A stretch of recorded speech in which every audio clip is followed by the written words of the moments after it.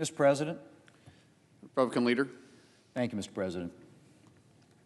Mr. President, here we are. Democrats have bowed to the far left, and they've shut down the federal government. As of this morning, critical federal employees, including members of the military, Border Patrol agents, and air traffic controllers, are working without pay. And a number of government services are unavailable or at risk. Mr. President, Democrats are well aware of the damage of a government shutdown. We've heard it from them time and time again. But apparently, none of that matters to Democrats today. All that seems to matter is that their far-left base sees them fighting against President Trump. And the American people just have to suffer the consequences. Mr. President, we can end this today. There is a clean, nonpartisan, continuing resolution at the desk. It has no partisan policy writers, no new Republican policies. It just keeps the government running until November the 21st. The House passed it. The President is ready to sign it into law. And the only thing standing in the way is Senate Democrats, who are demanding $1.5 trillion in partisan spending to keep the government open for 7 weeks. That's right. They are demanding more than the defense budget in their resolution to keep the government open for 4 weeks.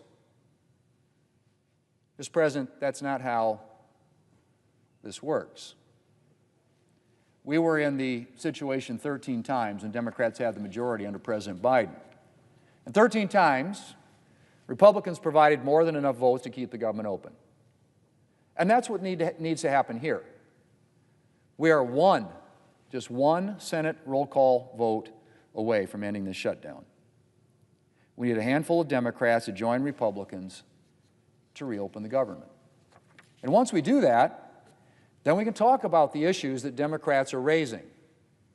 But we're not going to engage in bipartisan discussions while Democrats are holding the federal government hostage to their partisan demands. Mr. President, this Democrat shutdown is actually delaying progress on the issues that Democrats claim to be interested in. It's also delaying important work on appropriations bills. Now, I've said throughout this year that my goal is to do appropriations through regular order which allows members of both parties to give voice to their priorities and to help shape appropriations bills. And we've made good progress already this year. Thanks to the work of Chair Collins and the Appropriations Committee, we've passed 3 bipartisan bills before the August recess for the first time since 2018. And there are a number of additional bills ready for floor consideration. But that work is now delayed because we have to deal with the Democrat shutdown mess.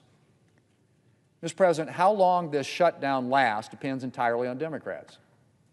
Republicans are united around a clean, nonpartisan funding extension. A few Democrats joined us last night and voted to keep the government open. They'll have another opportunity to vote today.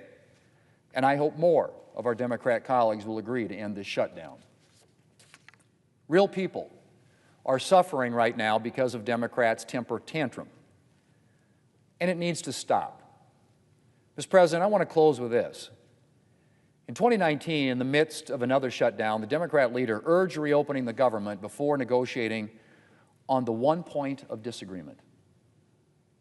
He said then, and I quote, "Why must we hold millions of Americans who depend on the services of these agencies that are closed, hundreds of thousands of workers who get paid by these agencies, why must we hold them hostage? Why must a temper tantrum determine how we vote and what happens in this government? Everyone can shut down the government on anything, any leader, any president. It is not the way to do things."